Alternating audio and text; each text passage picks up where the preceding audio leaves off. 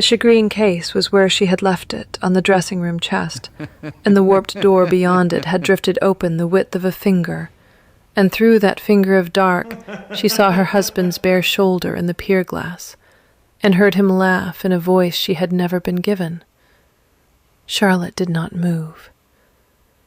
The candle in her hand did not tremble, which surprised her later more than anything else that happened that night.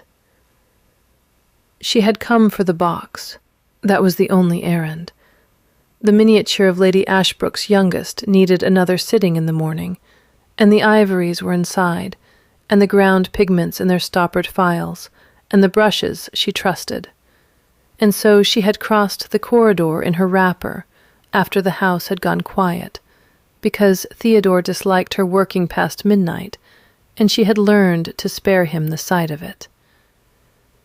The dressing-room door had been pulled to, but not latched. It never latched. The frame had warped the winter of the Great Flood 3 years before her marriage, and the joiner had been promised and never sent for, and Charlotte had filed that small fact away with the rest of the small facts she filed away, because a miniaturist's habit is to notice and to keep. She had crossed to the chest. She had bent. She had put her hand on the cool shagreen, which was rough as a fish's back under her palm, and faintly warm where her body had passed it, and she had heard the laugh. It was Theodore's laugh. It was also not. She had heard the public one, the one he used at table, at the hunt, in the long gallery when guests admired the Varenne portraits, and he stood at her elbow and accepted the praise on her behalf. The public laugh was 3 notes and a closed mouth. This one was open. It went on. It was the laugh of a man who had nothing to defend. And Charlotte, who had been 3 years married to him and had never heard it, understood in the same breath that she had been kept on the other side of a door she had not known was there. She had not meant to look. She had meant to lift the box and go. But the pier glass beyond the warped door stood at the angle the maid set it every morning, and the bed beyond the pier glass was lit by one candle her husband had not bothered to snuff, and the angle the maid set it every morning was the angle that returned the bed to anyone standing at the chest. Charlotte's hand stayed on the case. Her eyes went, of their own accord, to the glass. Theodore was on his side, propped on one elbow, his hair loose. The other man lay, with his back against the headboard, one knee drawn up under the sheet, a glass of something amber tipped against his thigh. Charlotte knew the second man by his profile, before she knew him by name. Captain Lucien Fay, who had come to dinner 4 times in the past season, who had stood for his likeness in her studio, at Theodore's insistence, and held his head as still as a dog, and complimented the quality of the light. The likeness lay in the bottom drawer of her shagreen case at this moment, wrapped in pale silk, dated and keyed in the cipher she had used since she was 16, because Theodore had said only, "Paint me a friend," and Charlotte had learned by then that a friend was a word her husband used when he wished a thing not to be named. She did not breathe. The candle in her hand burned steady. The shagreen under her other palm grew warm, then warmer, as if the box were the thing that held her upright. Theodore was saying something about the south wing. The south wing had drains that wanted attention. She had heard him say so to the steward in October. Now he was saying that the south wing could be turned out for Lucian's people, after, and that there were rooms on the riverside that took the morning light handsomely. And the captain was answering that he had never cared for morning light, and they were laughing again, both of them, that easy, open laugh. And Charlotte stood at the chest and listened to her husband plan the redecoration of the house she had brought into the marriage as part of the Varenne settlement. The house her grandmother had been born in, and she did not move. She would move when she had heard the rest. That was the decision her body made before her mind caught it. Her mind, when it caught up, only nodded. She listened. The candle did not tremble. Behind her, somewhere in the wall, a mouse went about its business, and she heard that too, because a miniaturist's habit is to notice and to keep. Inside her, in the new dark below her ribs, 2 small lives, no larger than river pebbles, turned in their sleep, and she did not yet know they had turned, only that her hand had gone to the shagreen and stayed there, as if the box were the one steady thing in the room. The candle burned. She listened. She did not move. The plan was laid out the way Theodore laid out a hunt at breakfast, with the same patient charm he used when discussing horses. Lucian asked the questions. Theodore answered them. It was the cadence of 2 men who had said the thing aloud before in pieces, and were now fitting the pieces together for the comfort of hearing it whole. Charlotte heard the word frail first. She heard it twice before she understood it was being used about her. Theodore said the family had a history of weak nerves on the mother's side, which was not true, and which he had not previously claimed to know. And Lucian said that was useful, and Theodore said it would be useful indeed, once she had been brought to bed of the air. Once. Brought to bed of the air. There was no plural. He did not know there was a plural. He could not know. She had told no one, not even her own woman, because she had wanted to hold the news against her chest a little longer in case it broke. It had not broken. It had grown. The midwife in the village, who had attended her grandmother and her mother, and who held a tongue better than any duchess Charlotte had met, had laid her ear to Charlotte's belly the week before last and said quietly, "2 hearts, my lady, and not the same beat." Charlotte had walked home along the lane through the wet hedges, with that sentence ringing inside her like a small bell. Not the same beat. 2. Theodore did not know. Theodore was speaking of an heir, singular, as if Charlotte's body were a vessel he had filled and could now set aside. There was a coastal rest house, he was saying, a respectable establishment, discreet attendance. The sea air was thought beneficial for women of nervous constitution. Cousin Maud had spent a peaceful 4 years there before the end, and no one had thought worse of the family for it. Lucian asked about visitors. Theodore said visitors could be regulated. He used that word, regulated, as if Charlotte were weather. The captain laughed the open laugh again, and said something Charlotte did not catch, because a cold had begun to climb the back of her neck, and her ears were full of her own pulse. But she heard the end of Theodore's reply, which was, "And the boy stays here, with us, and we shall manage him handsomely between us." And the laugh after that was not Lucian's, it was Theodore's, and it was the public one, the closed-mouth 3 notes, used now in private, which told Charlotte that the plan was old. She lifted the box. She lifted it with the care of a woman lifting a sleeping child. The shagreen made no sound against the chest. She turned, holding the candle low so the light would not flare in the warped opening of the door, and she walked back across the corridor in her own bare feet, and she did not let her shadow cross the gap. At her own door she set the box down on the table inside, and closed the door behind her without letting the latch click. And only then, with the wood of her own door at her back, did she allow herself one slow breath that went all the way down to the place where the 2 small lives were sleeping. She put her hand flat on the front of her wrapper. She held it there. She said nothing aloud, because there was no one in the room to say it to. But inside the close dark of her chest, she said, very quietly, "All right. All right. We will not stay here." Then she went to the writing desk and lit a second candle from the first, because a miniaturist works in 2 lights, and she opened the shagreen case and drew out, from beneath the ivories and the stoppered files and the brushes she trusted, the small flat package wrapped in pale silk that held the likenesses of Captain Lucian Fay. She unwrapped them. She laid them in a row across the desk.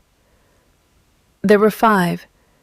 Each was dated on the reverse in her own concealed cipher of pigment and initial, a smear of madder, a smear of lead tin, a single ground letter in the rim no one but she could read.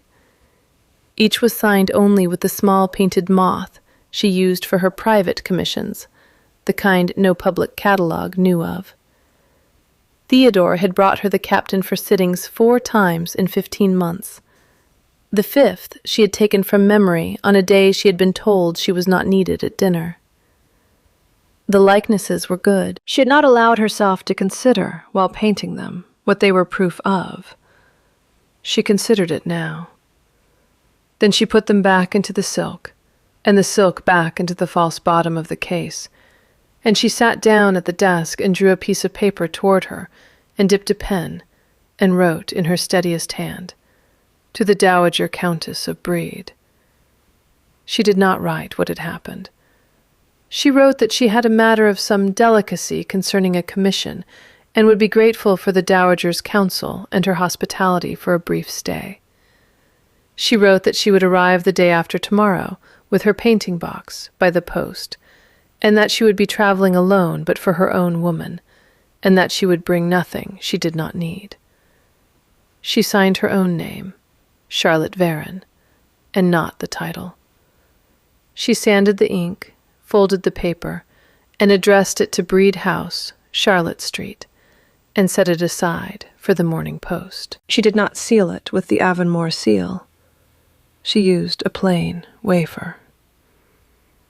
Then she sat for a moment with both hands flat on the closed shagreen, and looked at the small painted moth on the inside of the lid, which her father had let her paint there the year she turned 12. And she felt the 2 small lives turn again, very lightly, like fish in shallow water. She did not weep. She had not wept in the dressing room, and she would not weep at the desk. There would be time later, if it was needed. For now there was only the box and the letter, and the house she had been brought into as a second figure in a portrait someone else had hung. The candles burned. She did not move. Down the corridor, behind the warped door, the laugh she had not been given went on without her. And Charlotte sat with her hand on the shagreen and listened to the new sound inside her own chest, which was the sound of a woman beginning to count. She had been told once by her father that the trick of a good likeness was to know which feature carried the soul. With some faces it was the mouth, with others the eye, or the line at the bridge of the nose, or a small habitual angle of the chin.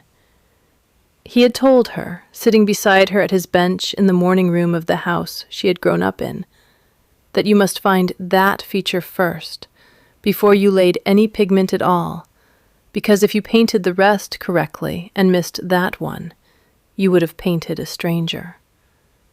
Charlotte had been 9. She had taken it as gospel and never put it down. She had met Theodore at a county assembly the spring before her father died. He had stood across the room with 2 glasses in his hands and looked at her over the rim of one of them, and she had thought at the time that the feature carrying his soul was the mouth, which was wide and amused and a little tired. She had been wrong. She understood now, sitting at her desk at 3 a.m. with 5 small painted moths in a row in her false bottom, that the feature carrying her husband's soul had been the angle at which he held his shoulders when he was being looked at. She had painted him twice in their marriage, once for the long gallery and once for his sister's locket, and both times she had got the shoulders correctly, because she had been looking at him through the small window of a miniaturist's distance, and she had not bothered to ask what stood behind them. She did not blame herself for that. She had been 22 and orphaned, and the estates adjoined, and her mother's brother had said it was a fine match, and Theodore had been charming, and the charm had been real in its way. Only it had been the charm of a man who needed her as a kind of furniture. She had taken the offer because the alternative had been a smaller life, and she had thought a larger life was the same thing as a better one. That was the only mistake she would allow herself to count, and she counted it once and set it aside. In the dressing room, the laugh had stopped. Charlotte heard, faintly, the creak of the bedstead and then quiet. She did not move. She waited until the house was the kind of quiet a house only becomes after 3, and then she rose and put out the candles one at a time, and lay down in her own bed, with the shagreen on the floor beside it, within reach of her hand. And she did not sleep, but she did not weep either. And at the first grey of the window she rose again, and rang for her woman, and said, in a voice that surprised her with its evenness, "We are going up to town tomorrow. Pack the small trunk only. I will carry the painting box myself." Her woman, whose name was Annis, and who had been with her since the year of her father's death, did not ask why. Annis had a face like a closed drawer, and the loyalty of a woman who had nowhere else to be loyal, and Charlotte had counted that, too, among the small facts she kept. Annis only said, "Very well, my lady," and went to the press for the trunk, and Charlotte went down to the breakfast room to face her husband. Theodore was already at the table when she came in, reading a letter and eating toast. He looked up and smiled the public smile. He had washed and shaved and dressed in the bottle-green coat she had once admired, and there was nothing in his face to say that he had spent the night planning her removal. She had not expected there to be. She came to the table and took her usual chair and let Annis pour her tea, and she lifted the cup and held it in both hands a moment before she drank, because her hands were not steady, and she needed them to look as if they were. "Are you well?" Theodore said, without putting down the letter. "Quite well," she answered. He looked at her then, a fraction longer than usual, because something in her voice had caught his ear without his being able to name it, and Charlotte returned his look across the toast rack and the silver pot, and felt, for the first time in 3 years, that she could see his shoulders and what stood behind them at once. She did not let it show in her face. She had a miniaturist's hands and a miniaturist's eye, and now, it seemed, a miniaturist's face as well, the kind that gave back only what it was painted to give. She took a small bite of toast. He went back to his letter. "I shall go up to town tomorrow," she said, when she had finished the toast. "The Dowager Countess of Brede has written for a sitting. I had meant to put her off, but she is not a woman one puts off twice." Theodore raised an eyebrow without raising his head. "Brede. Lady Cordelia Brede, yes. She wants a likeness of her grandson before he is sent up to school." Theodore set down the letter.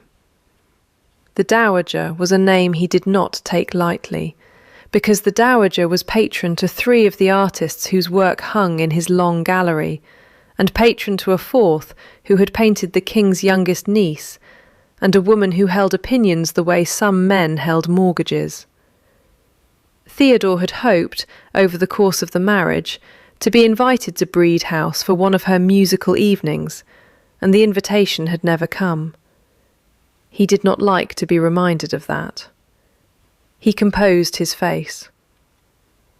"How long?" he asked. A week. Possibly 10 days. The light at the season is short.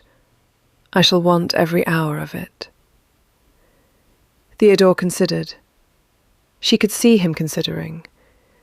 He was weighing, behind the bottle-green coat, what use he could make of her absence, whether she would be conveniently out of the way while certain preparations were set in motion downstairs, whether a week in town under the dowager's roof was a thing he could spin into county conversation as a sign of her artistic seriousness, or as the first hint of nervous fatigue. She watched him weigh it. She drank her tea. "Take Annis," he said at last. "I plan to. And the small carriage. The post is unsuited to a woman in your condition." Charlotte set down her cup.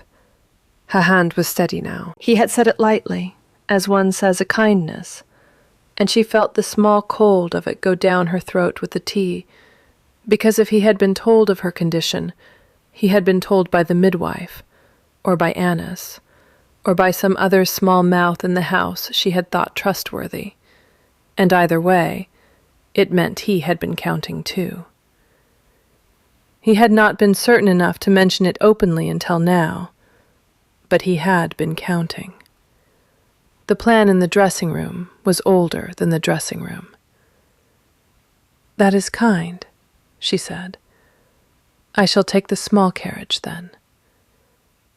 He smiled the public smile and lifted his letter again. Charlotte rose and made him a small civil curtsy, the kind she had given him every morning of their marriage, and left the breakfast room, and walked along the corridor at a pace that did not betray her, and went up the back stairs to her own room, and closed the door behind her, and stood with her back to it for a moment in the cool of her own four walls. Then she went to the shagreen case, and opened it, and lifted out the small painted moth in the lid, and looked at it.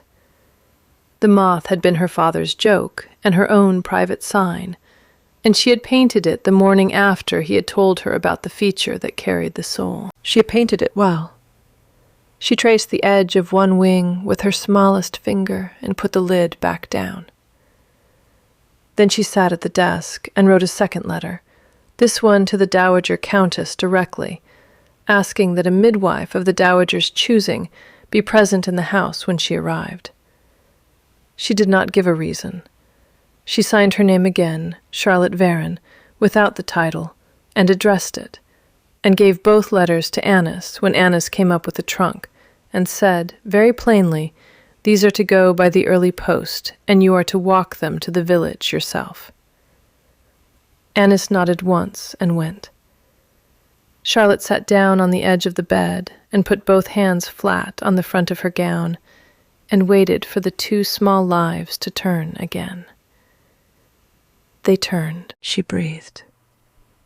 The day went on around her, and downstairs Theodore wrote letters of his own, and somewhere in the south wing the steward was being told, in a voice that brooked no argument, that the riverside rooms were to be aired out the following week, and Charlotte, who had no way of hearing that conversation, sat upstairs and counted the hours until the small carriage would be brought round.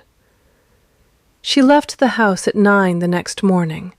She wore the dark blue traveling gown that had been her mother's, and that had been altered 3 times in 3 years to fit her differently, and the bonnet with the grey ribbon, and her own gloves, and she carried the shagreen case in her own hands across the gravel of the sweep, because she did not trust it to a footman. Theodore came down to see her off. He kissed her once on the cheek, a dry kiss in front of the household, and helped her into the carriage with the careful courtesy he had always shown when there were eyes to see it. Annis climbed up after her with the small trunk. The coachman set the horses. Theodore stood on the steps with his hand raised. Charlotte looked at him through the carriage window, at the bottle-green coat and the wide, tired mouth, and she did not lift her own hand. She rested it instead on the lid of the shagreen case on her lap. He watched her go without dropping the smile, and she watched him watch her, and when the carriage turned at the lodge and the lime avenue closed over the view, she did not look back. The road to town took the better part of the day. She passed the lane to the village where the midwife lived, and she passed the bridge where the river ran high in autumn, and she passed the long flat fields she had walked in October, when the news had been only a possibility, and not yet 2 heartbeats. And she let none of it move her face. Annis sat opposite with her hands folded and her eyes lowered, and the shagreen sat between them on the seat, and Charlotte rested her gloved hand on the lid as if on a child's head. She did not sleep. She did not eat the bread Annis offered her at the change of horses. She drank a little water. She watched the country pass and the light shift and the light begin to fail, and she counted. Breed House stood in a quiet street behind the great square, set back from the pavement by a small forecourt, with 2 clipped bays in tubs, and a lamp already lit above the door. The Dowager Countess's footman was waiting on the step. He had been told, evidently, to expect her. He came down without hurry, opened the carriage door himself, offered his arm, and asked, very civilly, whether her ladyship would prefer to bring in the painting box herself, or have it carried. "I shall carry it," Charlotte said. He bowed. He stepped back. She came down out of the carriage with the shagreen against her side and walked under the lamp and into the front hall of Breed House, and the door closed behind her with a small, definite sound that the door at Avonmore had not made in 3 years of warping. The Dowager Countess of Breed received her in the small library at the back of the house, where a fire was lit and a tea tray stood ready, and the curtains had been drawn against the early dark. She was a small, square woman of 70 or so, with very white hair pinned high, and a black silk gown, and a pair of dark eyes that did not move as much as eyes commonly do. She was sitting in a high-backed chair near the fire, with a book closed in her lap, and she did not rise when Charlotte came in, only inclined her head and gestured to the chair opposite. "Sit," she said. Charlotte sat. She set the shagreen case on the little table at her elbow. The Dowager looked at her for a long moment. Then she said, "You walked in here carrying that box yourself, with your own hands, after a day's journey in your condition, and you did not give it to my man at the door. So you are either very rude or very frightened, and I do not think you are rude." Charlotte said nothing. The fire crackled. The Dowager nodded once, as if a question had been answered. "Drink your tea. Then you will tell me what is in the box, and we shall see what is to be done." Charlotte lifted the cup. Her hand, this time, did not tremble at all. She drank. She set down the cup. She put both palms flat on the shagreen, the way she had at the desk in her own room 2 nights before, and she felt the small painted moth under the wood, and the 5 wrapped likenesses under the false bottom, and the ivories above them, and the phials of ground pigment alongside. And she felt also, lower down, the 2 small lives turning in the new dark, and she lifted the lid. Lady Cordelia Breed watched her open the box, and watched her lift the false bottom, and watched her draw out the silk-wrapped package, and watched her unwrap it on the little table between them in the firelight. The 5 small ovals lay in a row on the silk. Captain Lucian Fay in profile. Captain Lucian Fay in 3/4 face. Captain Lucian Fay in the bottle-green dressing-gown that did not belong to him. Captain Lucian Fay reading. Captain Lucien Fay from memory. Asleep with his cheek against a pillow Charlotte recognized because she had embroidered the edge of it the 2nd year of her marriage. The Dowager looked at them in silence. Then she looked at Charlotte. Then she looked at the silk, and back at Charlotte again. "These are very fine," she said at last. "Thank you," said Charlotte. The dowager touched the edge of the third miniature with the tip of one finger, not the painted surface, only the rim. She turned it over. She saw the smear of madder and the smear of lead tin and the single ground letter in the rim, and she did not ask what they meant. She set the oval down again on the silk. "Whose pillow?" "Mine, from my husband's bed." The Dowager Countess of Brede sat very still for the length of 3 slow breaths. Then she said, in the same dry, even voice she had used to tell Charlotte to sit, "Well, that is a different matter." She rang the small bell at her elbow. The footman came. She said, "Mrs. Holloway is to be sent for. Tonight. Tell her it is the matter we spoke of yesterday, and she is to bring her bag. And tell Henson to lock the front door, and to admit no one without my word, not the king's own messenger." The footman bowed and went. The dowager turned back to Charlotte. She folded her small square hands in her lap. "Now, tell me everything you saw, in the order you saw it, and do not spare me the parts that do not flatter you. I cannot help a woman who edits." Charlotte looked at the 5 small ovals on the silk in the firelight, at the cipher in the rim that no one in the world could read but her, and she put her hand flat on the lid of the shagreen, and she began at the warped door. She talked for the better part of an hour. The dowager did not interrupt. She listened with her dark eyes on Charlotte's face, and her hands folded, and her small, square shoulders very still. And when Charlotte had finished, she did not exclaim or sympathize, or use any of the words polite women use to fill silences. She only said, after a moment, "You said heir, singular, when you repeated him. Was that his word, or yours?" "His. And the truth. 2. The midwife in our village heard them last week. Not the same beat."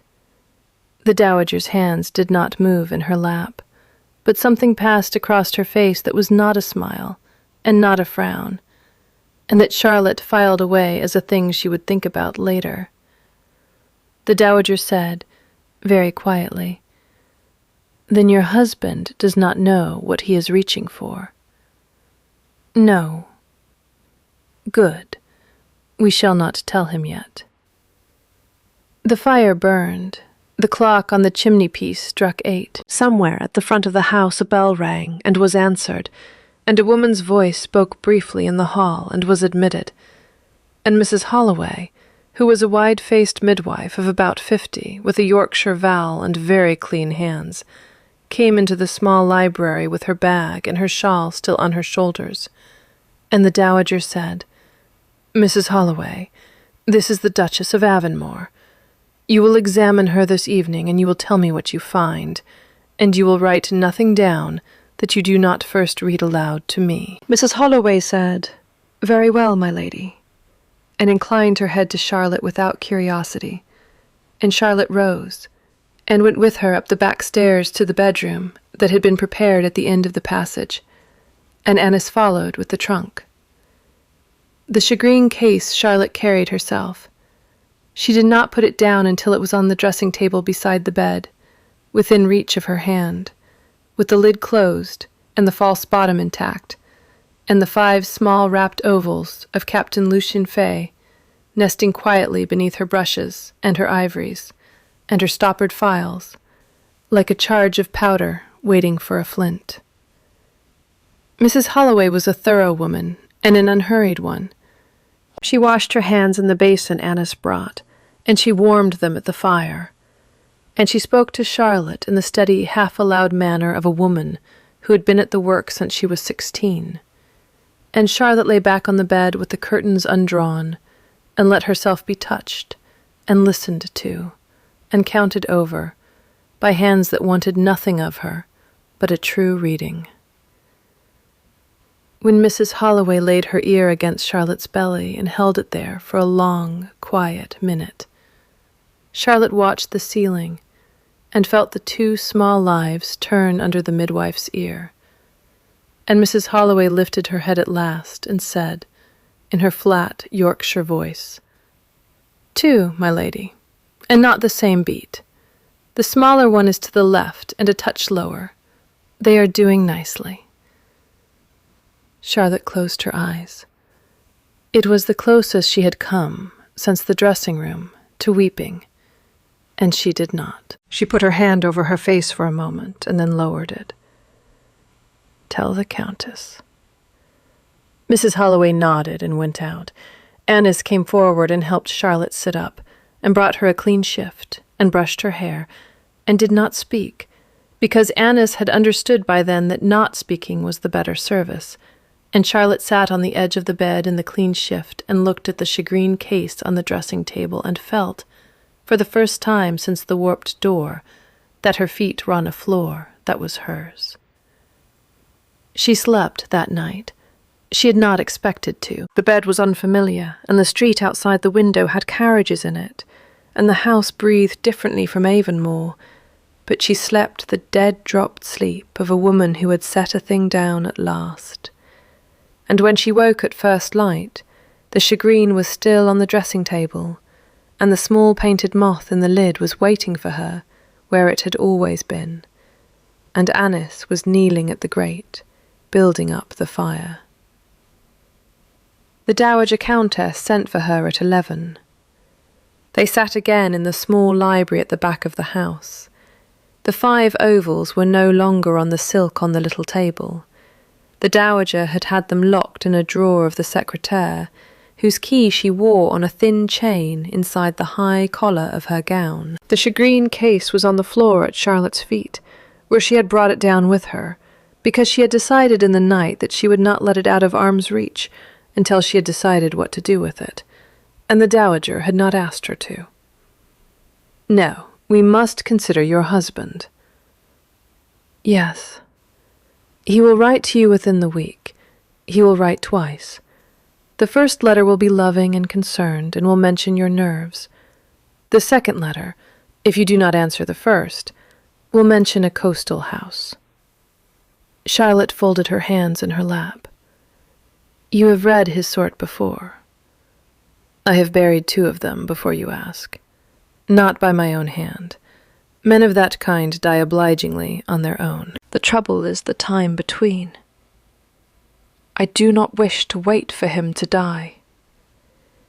The Dowager looked at her for a long moment, and then she smiled for the first time. A small, dry smile that lifted only one corner of her mouth. Good. Neither do I. She rang the bell. The footman came with a tray of writing things and set it on the table between them. The Dowager dipped a pen and drew a fresh sheet of paper toward herself and said, You will dictate to me a letter to your husband, and I shall write it, because his eye knows your hand, and we shall keep your hand for things that matter more. You will tell him you have arrived safely. You will tell him the Dowager has put you to work on her grandson's likeness, and that the sittings are going well. You will tell him that the light is short, and you shall be 10 days at least, and that you are very tired in the evenings, which he will read as he wishes. You will not mention the child. I shall not. You will sign it Charlotte. Not Charlotte Varenne, not the title, only Charlotte, the way you used to sign letters to your father when you were 16 and at school. I never went to school. To your father, then, when he sent you to your aunt's for the summer. How do you know about my aunt? I knew your father. He painted a very small portrait of my husband the year I married him. It hangs in this house. I have looked at it most days for 41 years. You have his hands. Charlotte sat very still. That is one of the reasons, the Dowager went on, equably, "that I answered your letter the morning it came, and that Mrs. Holloway is upstairs in the front bedroom this morning, eating a kipper at my expense, and that the men who watch this house from the street watch it for me, and not for him. That, and the fact that I have disliked the Duke of Avonmore for 9 years, on the small and adequate ground that he stood in my drawing-room once and corrected my pronunciation of a French painter's name. Now, dictate your letter." Charlotte dictated her letter. The Dowager wrote it out in her own clear, slightly old-fashioned hand, and Charlotte signed it. Only Charlotte, the way she had signed letters to her father, and the Dowager sanded it and sealed it with her own seal, which was a small ship under sail, and gave it to the footman to go by the next post. Then the Dowager turned back to Charlotte and folded her hands again. "Now, the miniatures." "Yes." "What do you want done with them?" Charlotte considered. The fire crackled. Somewhere upstairs a door closed, and Mrs. Holloway's voice could be heard, faintly, saying something kind to Annis. The 2 small lives turned to the new dark below Charlotte's ribs, and she rested her hand on the front of her gown and felt them, and thought, "I want to make him understand that they exist. I do not want to show them yet. I want him to know, by his own working out, that there is a thing he cannot reach, and that the thing is held by someone he cannot afford to offend. Then we shall not write to him about them. We shall write to his sister. His sister. Lady Margaret Varon is a sensible woman, and is fond of you. She is also fond of her own children, and of the family name, and she is the only person in your husband's life whose disapproval he will feel as cold, rather than as inconvenience. We shall write to her. We shall ask her, very civilly, whether she has any recollection of a Captain Lucien Fay, who, we shall say, has been recommended to me for a small private commission, and who, we understand, is an intimate of her brother's household. We shall say no more than that. She is intelligent. She will understand at once that something has been seen, because women who are fond of brothers like yours have been waiting their whole lives to hear the thing said. Charlotte looked at the Dowager for a long time. "You have done this before." "I have done variations of it, not this exact one. Your case is new." Charlotte nodded slowly.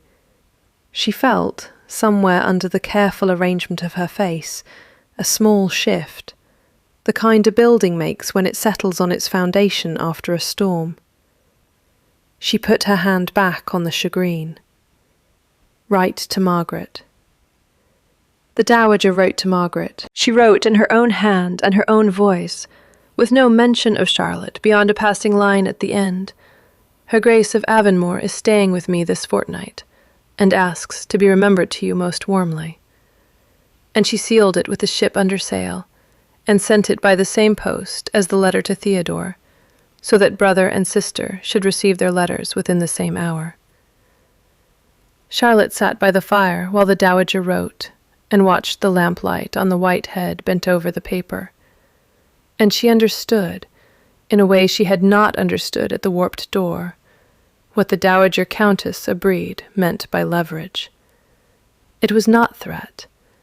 It was the careful placement of 3 small weights along a beam, so that the beam, when it began to tip, would tip the way when wanted. Theodore's first letter arrived 4 days later.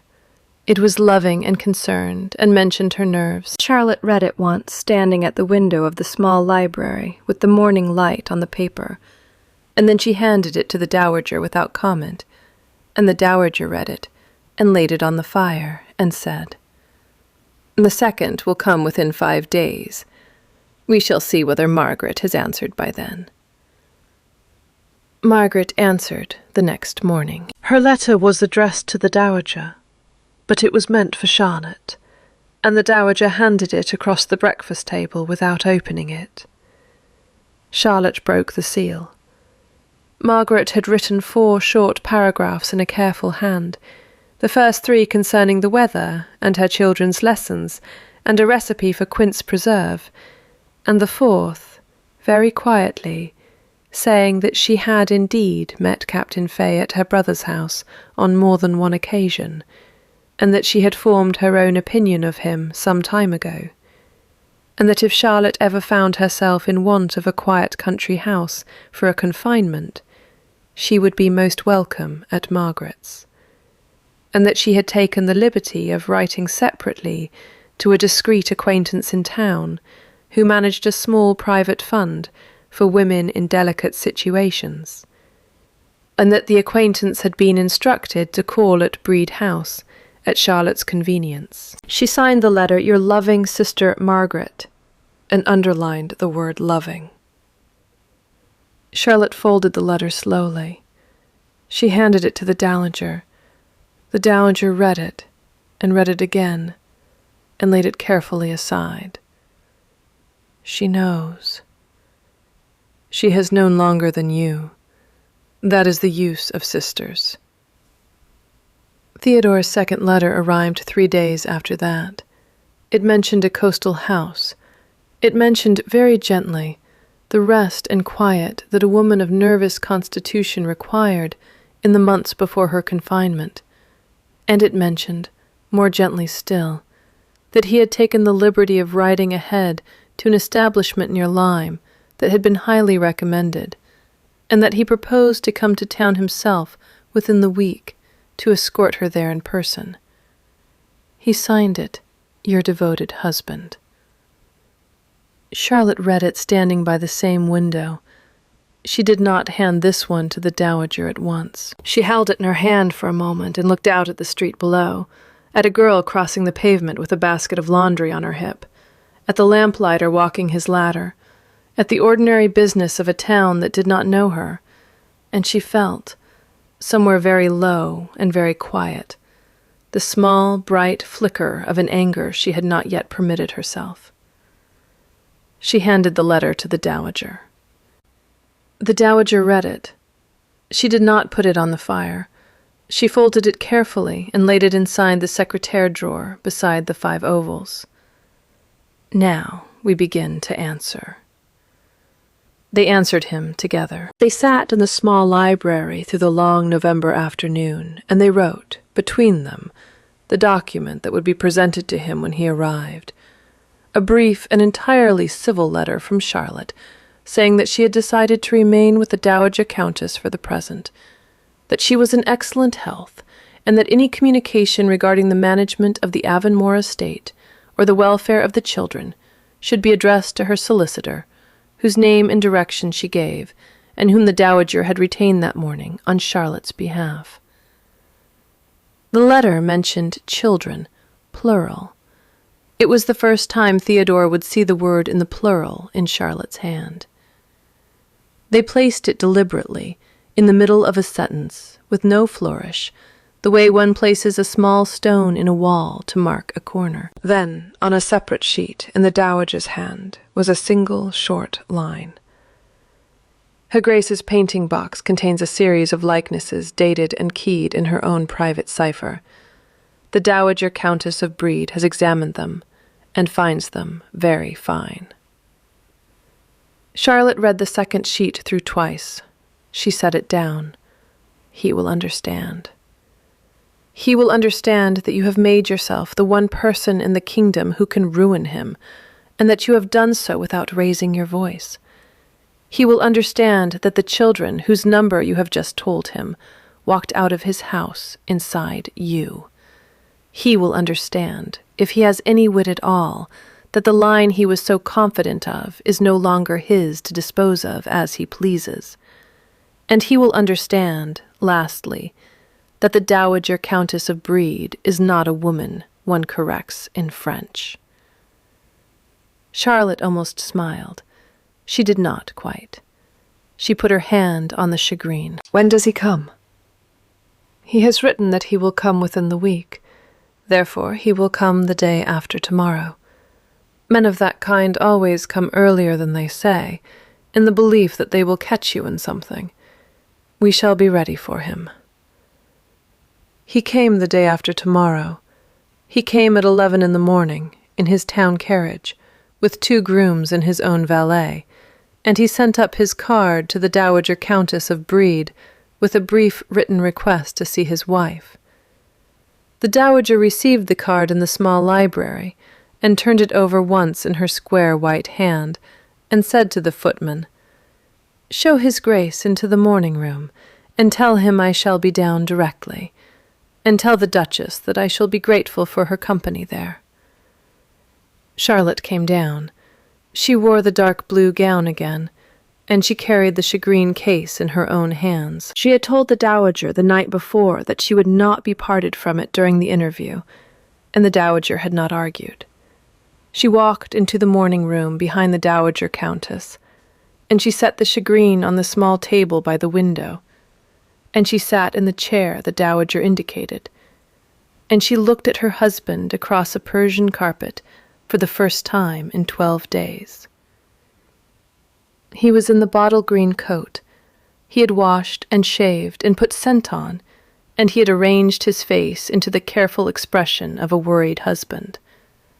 And the careful expression did not quite reach his eyes, because his eyes were busy. They went first to Charlotte's face, and then to her hands, and then to her waist, which was still hidden by the cut of the gown, and then, briefly and unmistakably, to the shagreen case on the small table by the window. He had not seen the shagreen case for 12 days. He had, perhaps, not previously considered it. He considered it now. Theodore. Charlotte. The Dowager seated herself in the high-backed chair by the fire and folded her hands in her lap and did not speak. Theodore glanced at her once, and the Dowager returned the glance without expression, and Theodore took the chair opposite Charlotte and arranged his coat. "You look well." "I am well." "I have been concerned. Your letters have been brief." "The Dowager has kept me very occupied. The grandson's likeness is nearly done." He inclined his head. He was choosing his ground carefully. He glanced again briefly at the shagreen. "I came because there is a matter we must discuss, and it is not a matter for letters." "I had thought as much." He smiled the public smile. It did not quite hold. "You are with child. We have not spoken of it openly. I think the time has come." Charlotte looked at him for a long moment. "The time came some while ago. I had thought it might come to you sooner." The public smile flickered. He recovered it. "My dear, you must understand that a woman in your condition, particularly a woman whose constitution is not robust—" "My constitution is excellent." He paused. He had not expected to be interrupted, and he had certainly not expected to be contradicted in his own opening move. Charlotte continued, in the same even voice.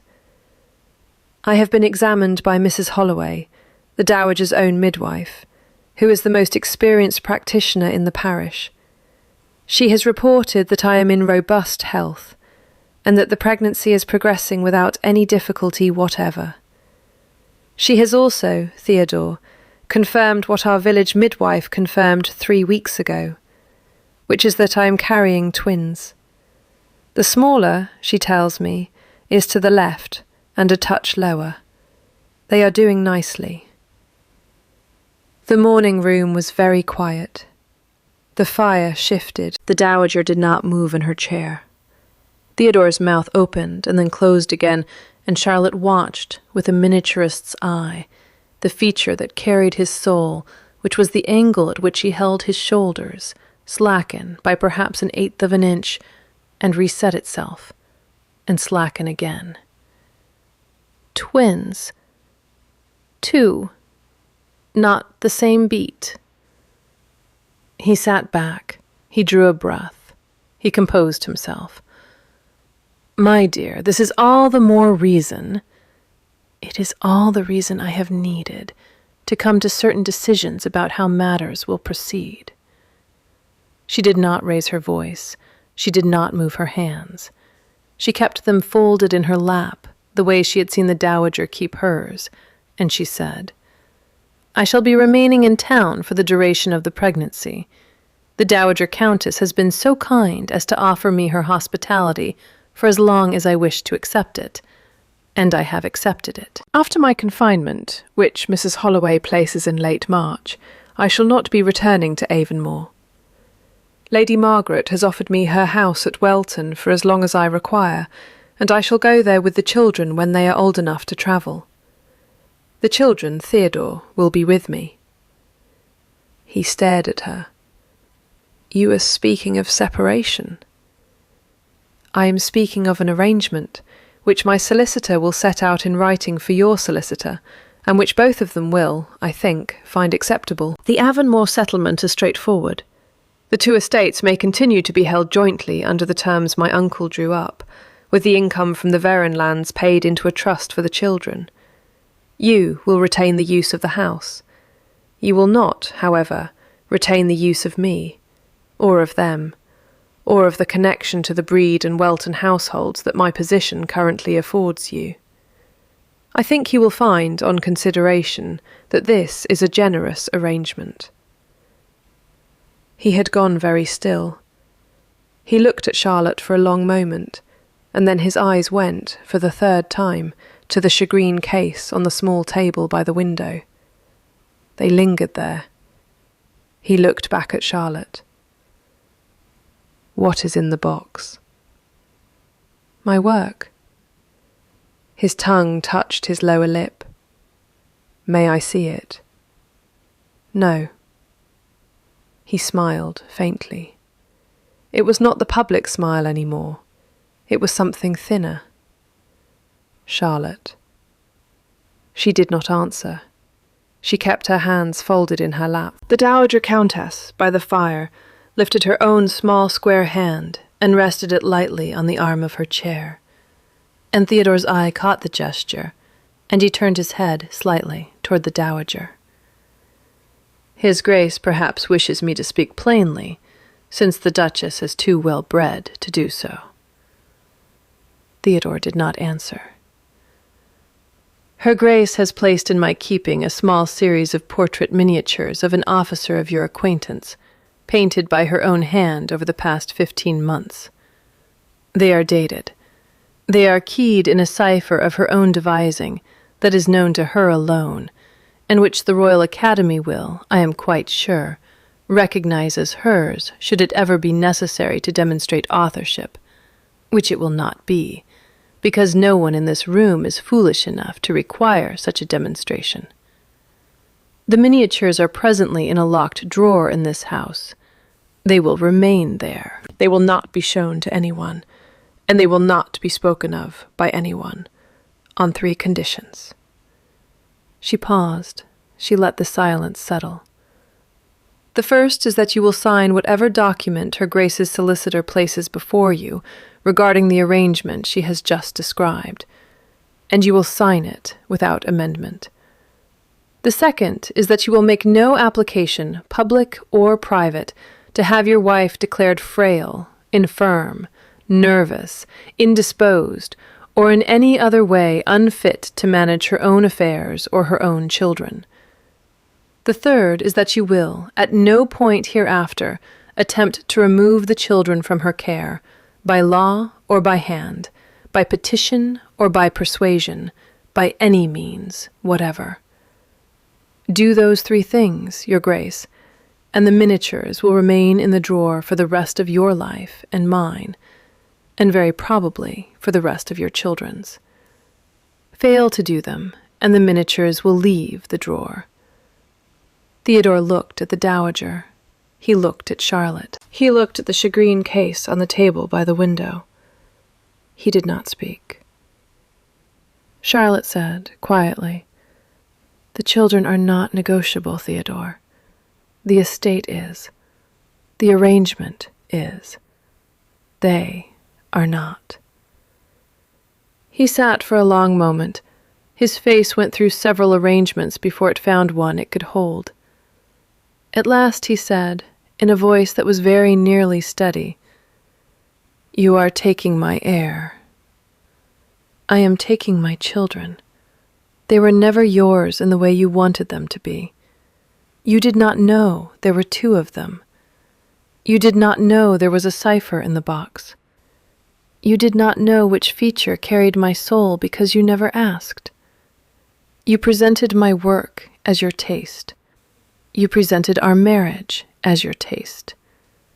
You will not present my children as your line." His shoulders at last did not reset. She rose. She did so slowly and with care, because her balance had begun to shift in these last weeks, and she did not wish to alter it in front of him. She took up the shagreen case from the table by the window and held it in both hands against the front of her gown. "I shall not write to you again. My solicitor will write. You will receive his letter within the week. I should advise you to sign it. I should advise you to remember, when you are tempted not to sign it, that you laid out a great many particulars about the south wing in the hearing of a warped door that has never latched, and that the woman on the other side of the warped door has a very good ear and a steady hand. I should advise you also to be kind to Captain Fay. He has been used badly enough by his own commanding officer." Theodore opened his mouth. "Good morning." She walked out of the morning room with the shagreen against her front and the two small lives turning beneath it, and she did not look back to see his face, because she had already painted it, in her mind, the way her father had taught her, the angle of the shoulders and what stood behind them, and she knew she would not need to paint it again. She went up the stairs to her own room. Annis was there. Annis took the shagreen from her hands without being asked, and set it on the dressing table beside the bed. Charlotte sat down on the edge of the bed and put her hands flat on the front of her gown, and breathed slowly until the small bright flicker of anger under her ribs had settled into something steadier and more useful. And then she rose and went to the dressing table and opened the box and lifted the lid and looked at the small painted moth her father had let her paint when she was 12. And she traced the edge of one wing with her smallest finger and closed the lid again. Downstairs, in the morning room, the Dowager Countess of Brede was, she presumed, seeing the Duke of Avonmore to the door. She did not need to be present for that. He signed the document. He signed it 4 days later, in his solicitor's office in the city, without amendment. He signed it because the Dowager Countess had been correct. He was not, in the end, a foolish man, only a vain one, and the vain understand leverage when it is laid out in front of them with the cool good manners of someone who has done this before. Captain Lucian Fay left the country a fortnight after that, on a posting to the Cape, which Charlotte was given to understand had been arranged by certain friends of the Dowagers in the Admiralty, and which Lucian had accepted, according to the small, clean letter he sent to Brede House without signature, with a kind of relief he had not previously known he was permitted to feel. Charlotte read the letter once and folded it and put it in the false bottom of the shagreen with the 5 small ovals, because it seemed to belong there, and she did not show it to the Dowager, and the Dowager did not ask. Charlotte stayed at Brede House through the winter. She painted the Dowager's grandson, and then the Dowager herself, who had not sat for a likeness in 20 years and grumbled all through the sittings and stayed for every one of them. She painted a small oval of Lady Margaret, sent by post to Welton, that Margaret wrote back to call the kindest portrait she had ever been given. She painted, on a quiet afternoon in February, herself, looking directly out of the ivory with both hands resting on the front of her gown, the only self-portrait she had ever made, and she dated it in her cipher and signed it with the small painted moth and put it, too, into the false bottom of the shagreen. The twins were born in late March, as Mrs. Holloway had said they would be, at Breed House, in the front bedroom with the good light. A girl first, very small and very loud, and a boy after, smaller still and quieter, the one to the left and a touch lower, exactly as Mrs. Holloway had heard him through the wall of Charlotte's body all winter. Charlotte named the girl Iris for her own mother, and the boy Henry for her father, and she did not write to Theodore at any point in the months that followed about either of them. She went to Welton in May, when the children were old enough to travel. Lady Margaret met them at the front door of the small dower house she had had aired for them, and took the girl out of Charlotte's arms without a word, and held her against her shoulder with the easy, practiced hand of a woman who had had 4 of her own, and said, very quietly, into Charlotte's ear, "You have done very well, my dear." Charlotte did not weep then either, but it was a closer thing than it had been at Mrs. Holloway's ear in November. The shagreen case came with her. It sat on the dressing table in the dower house, within reach of her hand. The 5 small ovals of Captain Lucien Fay were no longer in it. They had remained, by Charlotte's choice, in the locked drawer of the secretaire at Breed House, where the Dowager had said they would, because the Dowager had been right about that too. Leverage held its weight best when it stayed exactly where it had first been placed. Charlotte set out her ivories on the dower house table the morning after they arrived. The light at Welton was very fine, particularly in the late afternoon. She had 3 commissions waiting and a 4th promised from a friend of Margaret's in the next county, and she had decided, on the journey down, that she would sign her work openly from now on, with her own name and not only the painted moth, because the moth had been her father's joke and a private sign, and a private sign was a thing one kept for the work one could not afford to claim, and she could afford to claim hers now. She mixed her first colors. The children slept in the next room under Annis's eye. Outside the window, the lime trees at the corner of the garden were just coming into leaf. She set down the brush for a moment and laid her palm flat on the lid of the shagreen, and felt the small painted moth under the wood, and the empty silk wrapper still folded in the false bottom, and the brushes she trusted, and the ivories above them, and the phials of ground pigment alongside, and she thought, very briefly, of a walked door that did not latch, and of a candle that had not trembled. And then she picked up the brush again and went on. I keep thinking about the moment she heard the laugh she had never been given, and did not move, and what would have happened if she had pushed the door, or dropped the candle, or spoken from the dark side of the frame. There are more stories that turn on a single held breath like that one. Subscribe, and you'll catch the next when it comes. See you then.